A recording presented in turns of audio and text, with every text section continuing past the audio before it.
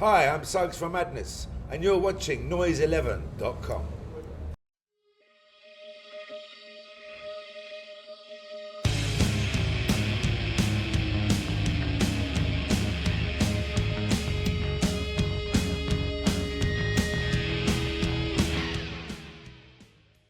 We welcome Suggs into Noise11.com. Wow, 41 years of madness. I think I was adding up the other day there, Suggs. Very, very close. I mean, it's a movable feast, isn't it? Yeah. Exactly when it all started. But you're probably right. I mean, that's when we first kind of met each other and thought seriously about starting a band. Yeah. Well, in 1976, if I was talking to somebody in 1976 who had been around for 41 years, I would be talking to Fred Astaire, Bing Crosby, Nelson Eddy. I like your work. That's, but you know, No, that shows true. the longevity of this band. No, it's a very interesting point. When we were talking about that in a different context, saying that, you know, the same if you went back for us in society, we would be in the middle of the Second World War, you know, 41 years before we started. It's bizarre. Yeah, of course it's bizarre.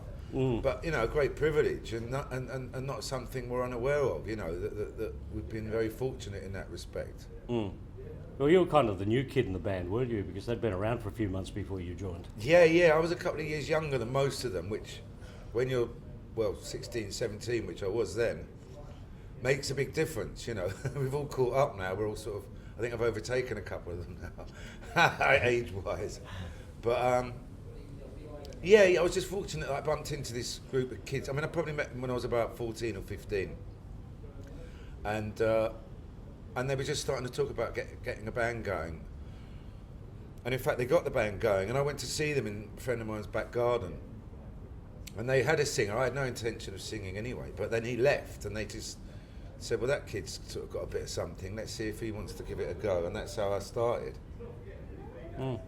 The tour is interesting in that it's a lap of Australia as Madness, and then you're going around and doing your own shows. Yeah. Telling your life story. Yeah, that's right. Yeah. You know, as we've already touched on, you know, I've been a long time in this business, and I've seen a lot of things, a lot of ups and a lot of downs. So yeah, it was my 50th birthday recently, and a rather strange thing happened. My cat fell off a shelf and died. I was in the bath at the time, and it got me thinking about fate and, you know, all the things that happened to me and all the different crossroads I came to and how different my life could have been. And then I thought I'd write a show about it. So I do a one-man show with a keyboard player playing a few songs on the piano, and we deconstruct a few Madness songs, and I just tell the ridiculous story of how I got to be where I am. Because when you go way back, you know, like even in those early days, I think you were about 18 when you first appeared on Top of the Pops. Yeah, exactly. Who else was on the show that day? Did you meet anyone that day? Goodness, I think Cliff Richards was on, funnily enough. I remember even then being astonished at how much makeup he was having put on. I can't remember exactly, but, you know, it was funny because it was still pretty much like the 60s almost. You know, you had sort of 3 red light bulbs, 1 yellow one.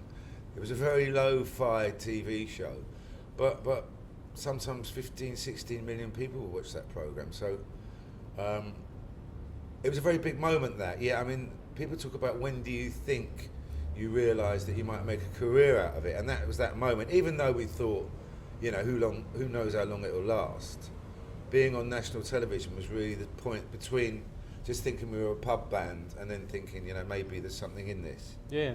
Well, also a very independent band at the time, because there was Two Tone Records with the first single, and then Stiff Records was the debut album. Both very independent at the time, but now looking back, quite an historical moment. Yeah, 2 very historical interjections. Yeah. So we met the Specials. They played in our local pub, and we thought we were the only people in the world playing that kind of music at the time, which was a kind of ska-based, you know, music. And I met Jerry Dammers, who was the keyboard player and, in fact, the founder of the Specials. And I met him after the gig in this pub, and he had nowhere to sleep that night, so he slept on my mum's sofa. And he suddenly announced he was going to start his own record label, which seemed a bit of a challenge, considering he just played to 35 people in a pub basement. But lo and behold, about 8 months later, he rang me up and said, I've done it, I've started my own record label, which is Two Tone. would you like to make a record? And we'd barely got ourselves going musically, and suddenly we were making a record with Two Tone, which went to number 16 in the charts, and we were kind of off. The Two Tone tour, which was us, the Selector, the Specials, and then Dexy's Midnight Runners, was one of those moments that I will never forget, and it was a high point, really. Yeah. Well, that debut album was quite an important album. It still forms pretty much the centrepiece of the set list these days, doesn't it? It's very true. Yeah, a lot of tracks off that album. I mean, the demo that we did for Two Tone had My Girl, Madness, and One Step Beyond. So those 3 songs are still very important to our current business. Yeah.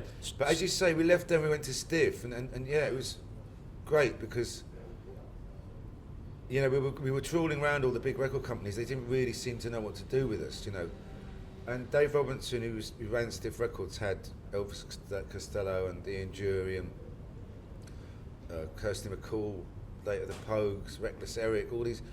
But all of them were sort of mavericks. Now, you see successful artists, but at the time, they were all artists that were having problems getting deals with normal record companies.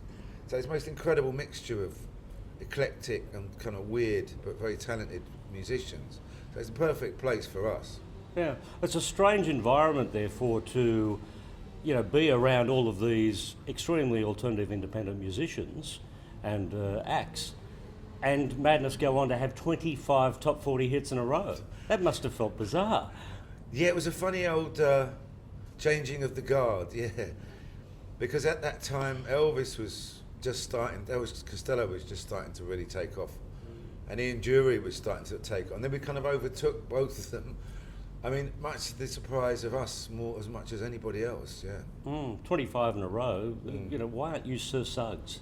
I think I might have said, that I want an award from Prince Charles probably as much as he wants one from me.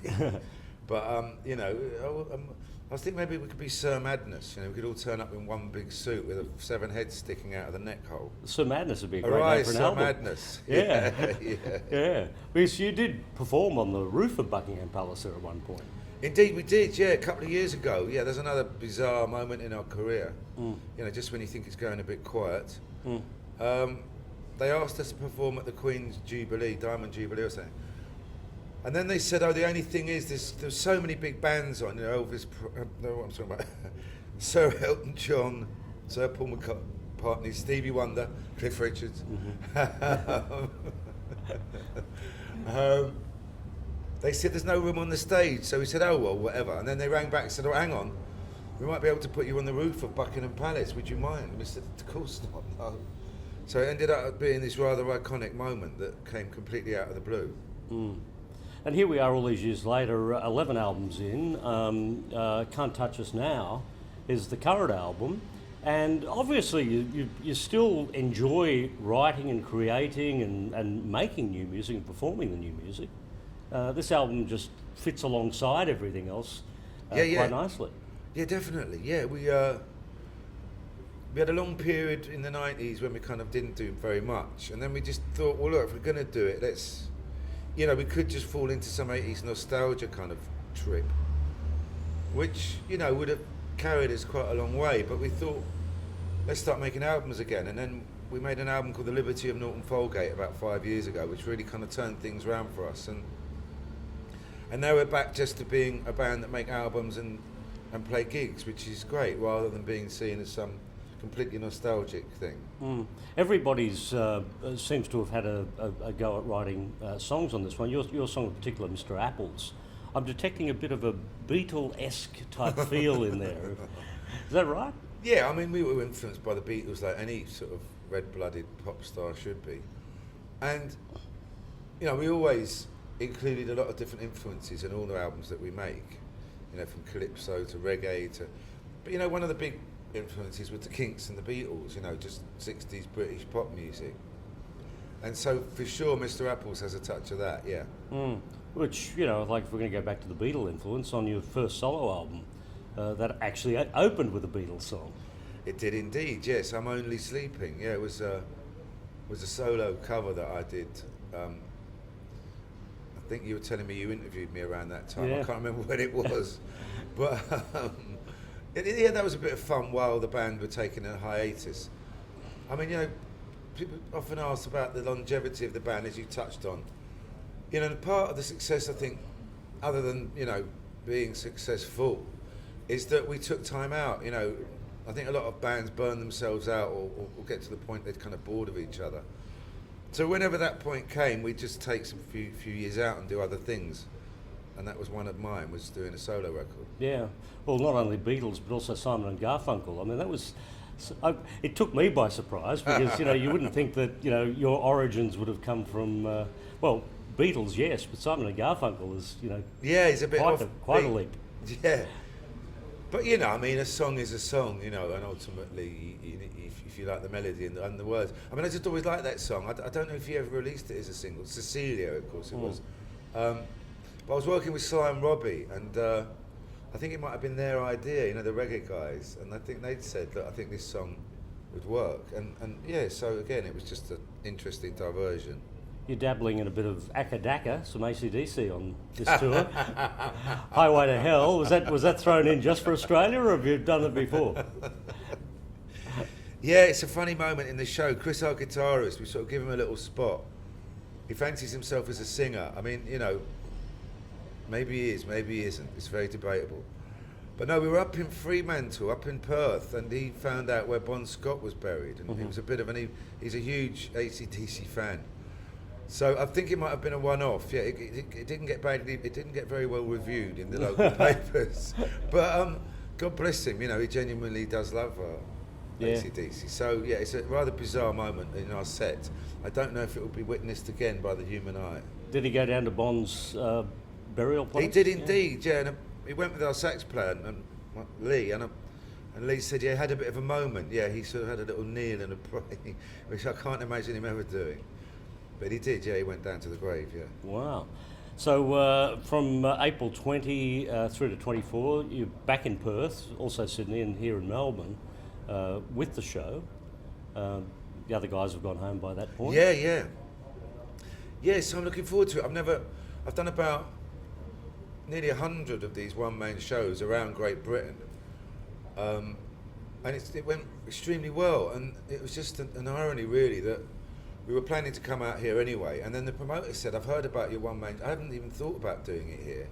He said it might work, so I'm really intrigued, because it's the only place I've done it outside Great Britain. I mean, I'm pretty sure, I know, in fact, that we share a great deal of same sense of humour, Australians and British people. That I couldn't have done this show in America, I don't think. The references might have been a bit lost. But it's going to be interesting because it is all about my life, and my life took place mostly in London. So there's a lot of references to London. But I was thinking, there always have been in our songs, and sometimes, talking about small things can be universal, having a cup of tea. Everyone's got a mum and dad, I mean, my story is about my dad left when I was a kid and discovering what became of him, interwoven with stories about the band and how I got to be where I am now. So I'm hoping it is a universal thing, but if it isn't, then I've only got 3 shows to do. Well, looking forward to that. Yeah. Suggs from Madness here at Noise 11.